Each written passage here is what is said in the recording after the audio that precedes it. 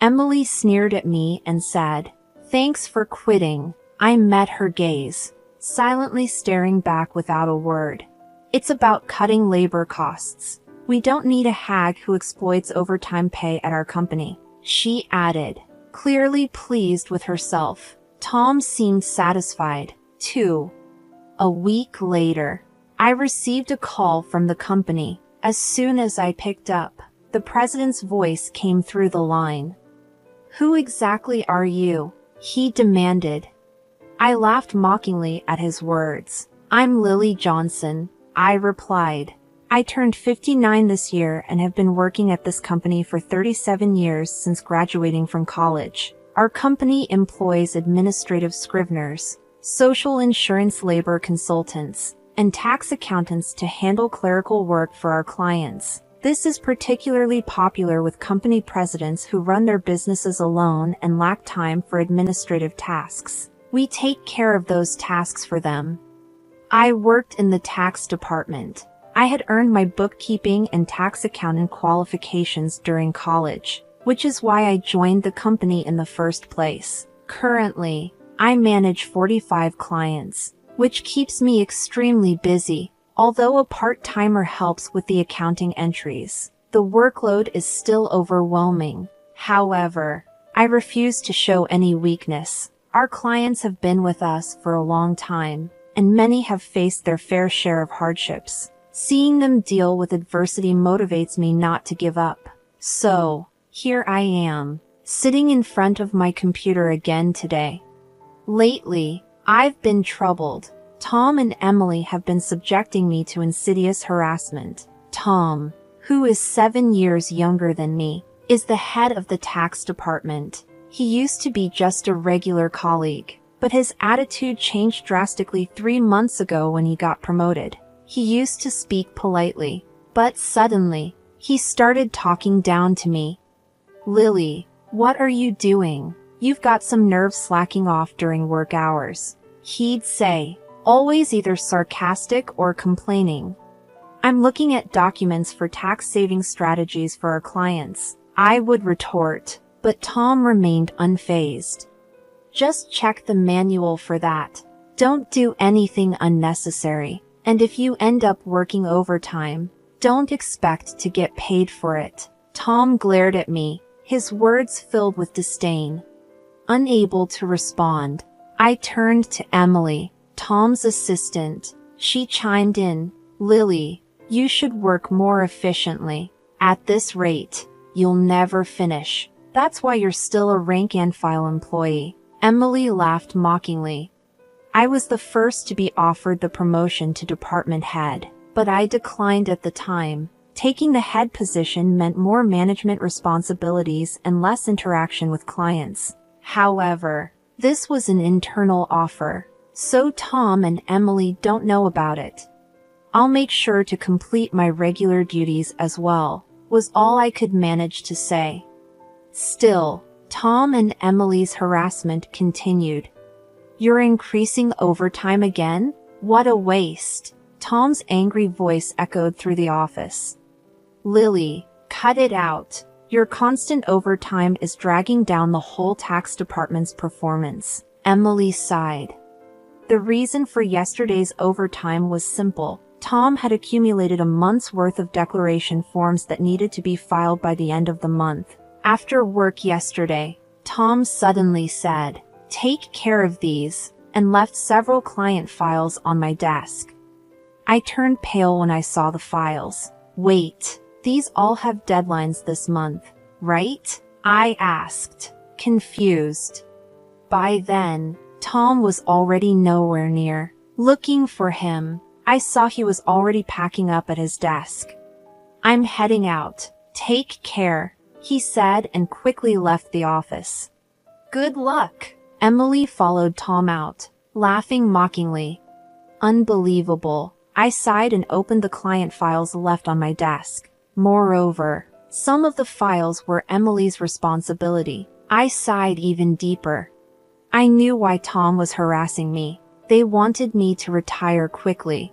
I have more experience and deeper knowledge of taxation than he does. So other members of the tax department come to me with their questions instead of Tom. There are other reasons why everyone avoids Tom. He looks greasy and unapproachable, and the only female employee who stays near him is Emily. Tom likes young women, which is probably why he wants me to retire, so the other female employees will rely on him more. It's such shallow thinking. It gives me chills. There's also the fact that he simply doesn't like me. Emily was harassing me to curry favor with Tom. Tom evaluates the performance of the tax department, so she probably wanted to undermine me to get a good evaluation from him.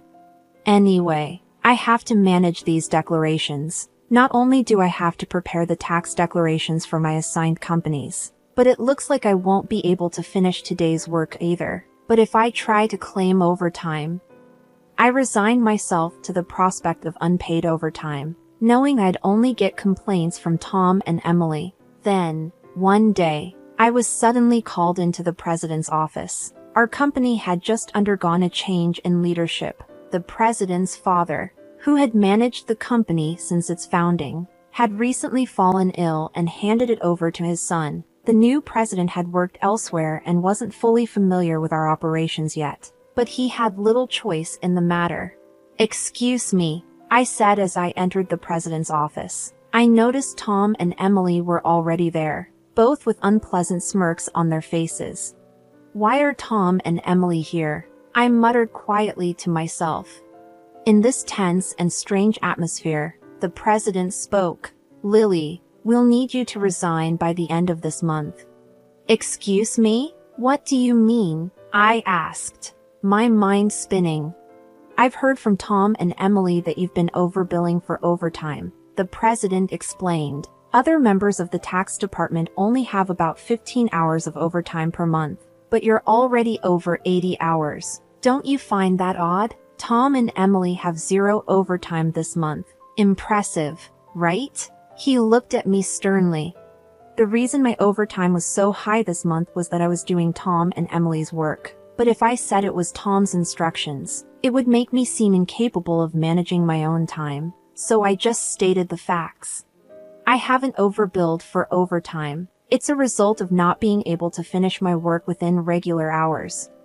The president sighed deeply. "I'm doubtful, but there's no evidence, so I won't pursue it further. However, we can't continue to employ someone who works that slowly, so I want you to resign." The president seemed to have made up his mind. I was being asked to leave the company I had dedicated my entire 37-year career to. I felt exhausted. No matter how much extra work I did, it was never appreciated. Instead, I ended up taking on Tom and Emily's tasks as well. "Yes, I understand. I'll resign at the end of this month," I found myself saying to the president. I glanced at Tom and Emily, who were smiling smugly, clearly pleased with the outcome.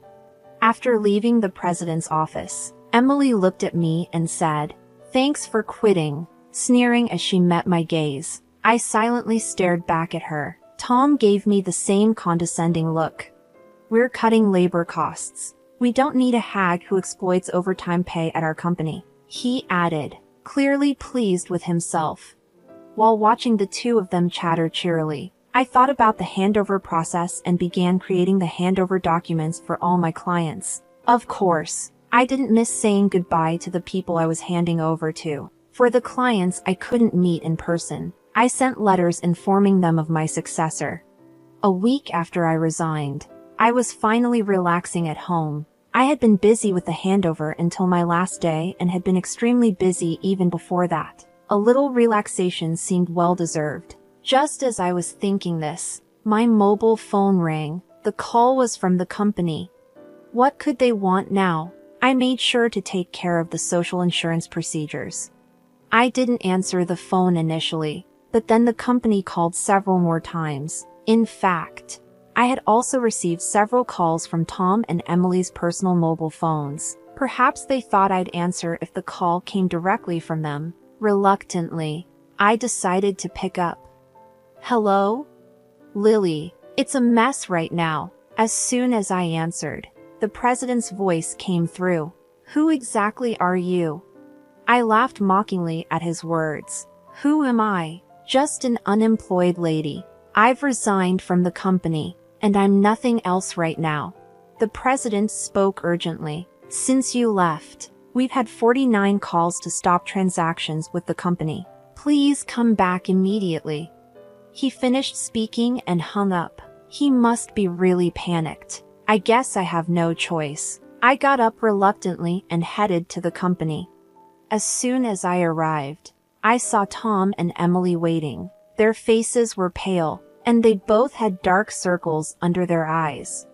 What's wrong with both of you? I asked, surprised at their drastic change in appearance. Tom glared at me. Since you left, we've been getting calls one after another to stop transactions, not just from your clients, but from prospective companies we were planning to introduce. What did you do? Emily looked at me with suspicion. I never thought Lily would do something so underhanded. I'm truly disillusioned. The reason they both looked so haggard was probably due to dealing with all the cancellations. Of course, I hadn't done anything to the clients, but I had a guess why they were canceling their transactions. Well, the cancellations might be unavoidable this time, I muttered. Tom yelled, so you did do something, didn't you? Get to the president's office now. He took me to the president's office. President, I brought her, Tom declared forcefully as he opened the door. Emily followed quickly behind him. Oh, I've been waiting, the president said, looking me in the eyes. Tom accused me as if I were the culprit. It appears that Lily was involved in the cessation of transactions with our clients. We should not only make her resign but also sue her for damages, Emily argued vehemently, though she spoke carefully in front of the president.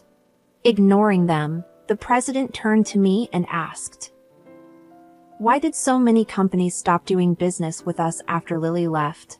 The president looked at me intently, waiting for an explanation. I took a deep breath and answered clearly. Don't you understand? Our clients didn't need us just to manage their taxes. There are plenty of tax accountant firms that do it cheaper. They stayed with us because I was here. Tom snapped at me. What's with that attitude towards the president? You think you're worth that much? Emily taunted. There's no way it's because of Lily. The president looked serious as I explained. Tom and Emily work based on the manual, optimizing operations, but I do more than that. I offer tax-saving strategies tailored to each client's situation. Uniform responses don't always serve the client's best interests. Many clients preferred my approach and stayed because of it. Tom was furious. How can we afford to give such detailed attention to each case? It takes too much time. That's right. It's inefficient, Emily agreed emphatically. The president sighed deeply and said, actually, I just got a call from my dad, the former president. Some of the clients who stopped transactions contacted him directly to discuss the situation with Lily. I was surprised to hear this. I hadn't expected the clients to go that far for me. Dad said that the tax department was viable because of Lily. She not only managed her clients but also supported her colleagues' clients. She has knowledge that Tom can't match. Dad also mentioned that if Lily hadn't declined, she would have been in a higher position than department head by now. The president spoke with a pained expression. No way, Emily said, looking shocked. She probably couldn't believe that I might have been her boss. The president continued, I'm really sorry for asking you to resign, but can we revoke your resignation? Lily, you're needed at our company. My father also insisted strongly. I was honestly happy about the president's change of heart, but I couldn't accept his offer immediately. Then Tom interrupted our conversation. President, what do you mean she's better than me? I can't accept this. Tom was visibly upset. Emily protested as well. Tom is a wonderful boss who cares for his subordinates, and yet you choose Lily over him? That's unacceptable. The president looked sternly at them. Actually, since Lily resigned, We've received numerous complaints from the tax department. You two seem to have been pushing your work onto others, haven't you? What? Why would you? Tom's face turned pale. The president continued with a look of disgust. I've heard from the employees that you, Tom, have been assigning your client declaration forms to your subordinates, including Emily's work for many clients. Standing next to Tom, who was getting paler, Emily trembled as her name was mentioned. There was also a report that you've been pushing your work onto Lily until she resigned. You were calling her a salary thief, but it seems the roles were reversed, weren't they? The president sighed. No, that's not. Tom was visibly flustered, unable to come up with an excuse. Observing Tom and Emily turning pale together, the president continued. Also, there was a report that you two are in a relationship. You were often seen leaving work together. But, Tom, you're married, aren't you? The president glared at Tom and Emily. I was just mentoring Emily as her superior. Nothing inappropriate. Tom struggled to find the words. The president produced several receipts. These are receipts questioned by the accounting department. These dining expenses filed by Tom, who were they with? Certainly not clients, right? Tom was sweating profusely, unable to speak. Emily's face turned ghostly pale. Tom and Emily, you've neglected your duty and inflated expense claims. Plus, you're having an affair in the office despite being married. According to company policy, I'm terminating your employment as of today, the president told them calmly and straightforwardly. Tom and Emily tried to resist. Please wait. I'll retract the receipt claims. Just don't fire me. I have a family, Tom pleaded desperately. Emily did the same. Please. I don't want to be fired. I'll apologize to Lily and the others for offloading work on them. She was on the verge of tears, realizing the severity of being fired for neglecting work and having an affair with a supervisor. She must have been worried about her reputation. I advised them, why don't you just stop resisting? It's undignified. Tom glared at me. Shut up. What would a single person like you understand? I sighed and replied, Tom, you were the one who got me fired. It's just karma. What goes around comes around. Why don't you take some responsibility and reflect a bit? Damn it. Tom looked frustrated, and Emily bit her lip. And I haven't reported this yet. But there's more to Tom and Emily's misconduct. Should I share more details? I asked the president with a smile. Tom and Emily's behavior was well known in the tax department. Their stories had reached me, whether I liked it or not. No, please don't. Lily, stop.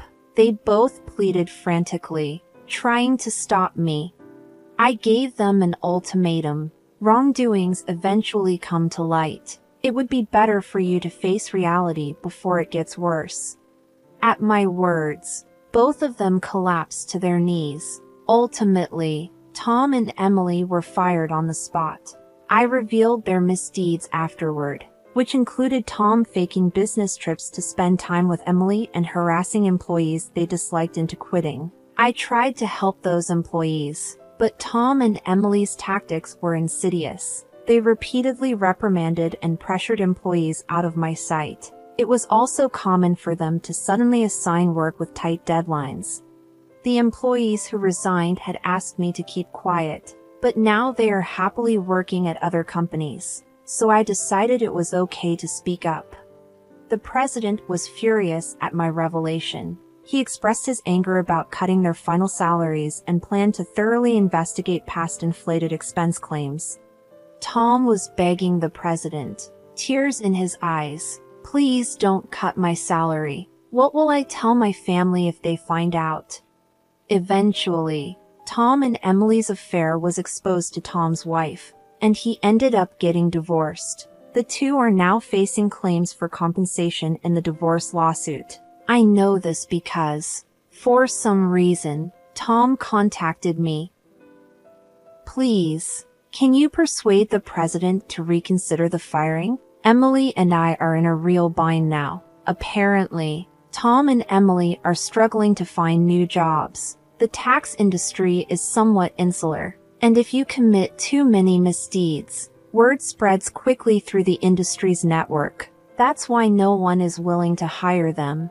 However, they need money for divorce compensation and living expenses. So now they're working day labor jobs, like at construction sites. People used to office work suddenly doing hard labor outdoors must be tough. Emily often calls me crying, "Lily, please help.